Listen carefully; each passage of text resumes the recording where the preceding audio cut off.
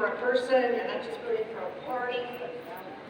You're not just choosing a name, John Fetterman or Mehmet Oz, Susan Wild or Lisa Scheller. You are choosing your future, literally.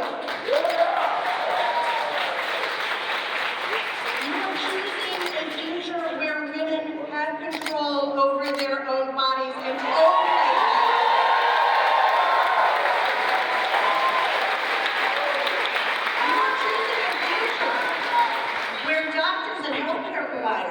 don't fear criminal prosecution for providing routine health care to women. And we are choosing a future where you tell the government, stay out of my doctor's office.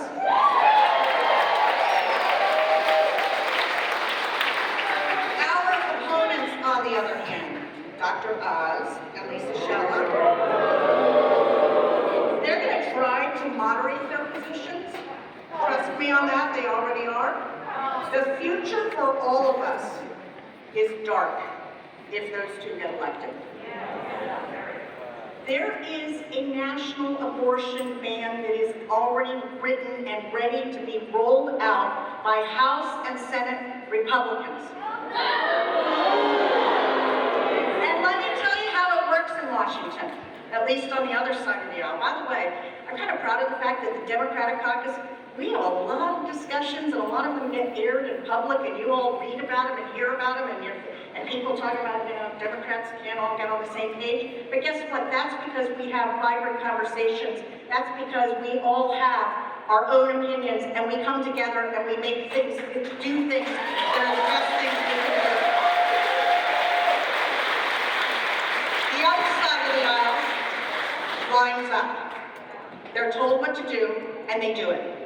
So don't let anybody tell you that the Democrats are the ones that all vote with Nancy Pelosi. By the way, what you don't know about are the many, many bills that never make it to the House floor because we have discussions ahead of time about disagreements that we have about those bills. By the time they get to the floor, yeah, we're all on board because that's exactly the way we've designed it. We talk about it, we caucus it.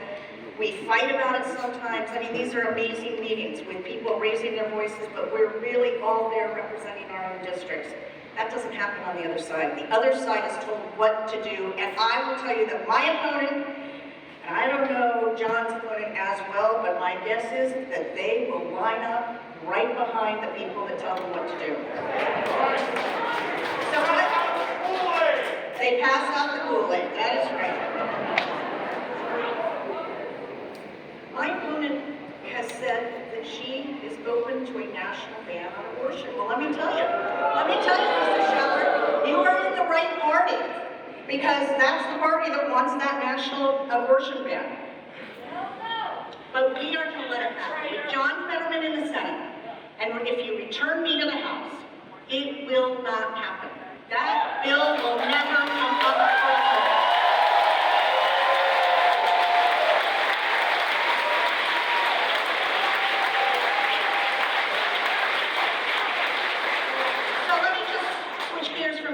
We're not far from Bethlehem Steel, a symbol of our proud history of manufacturing, of making things in America, and of such an important site of our labor union's history. Strong unions and making things in America should not only be a thing of the past. It needs to be a thing of the future.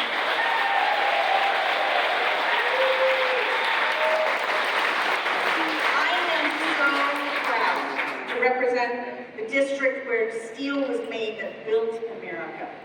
From the Empire State Building to the Golden Gate Bridge, and there's no reason that we can't also be the place that builds the future.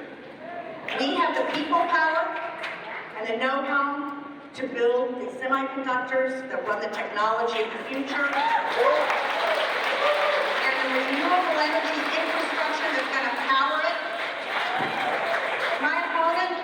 Lisa Scheller, you guys already know this. If it's about manufacturing for her, it's about China. It's about slashing her American workforce by 60%. shutting down a plant in Carbon County. Pennsylvanians losing their jobs. She's in the middle of building a third plant in China right now, as we speak. And her idea for a future in manufacturing, which will line her own pockets very nicely, because the costs are lower, the labor costs in China are lower. Her idea is, let's just ship all that manufacturing to China. And she'll tell you that she's an American-owned company. Well, yeah, guess what? She owns the company, okay?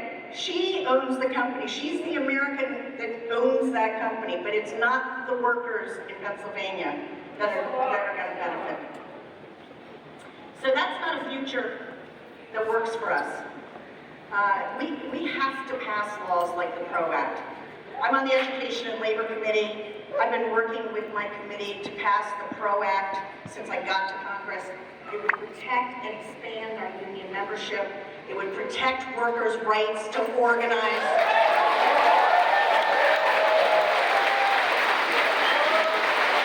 It allows workers to negotiate better wages and benefits and other protections without fear of repercussions from management. When unions are strong, we are strong. We know that here in my house because we have lived it.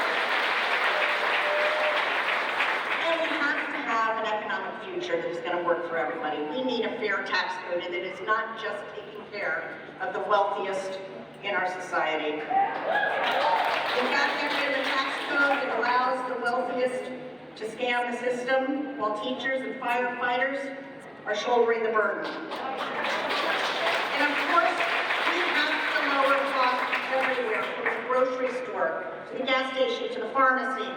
And we will do that by holding corporations accountable.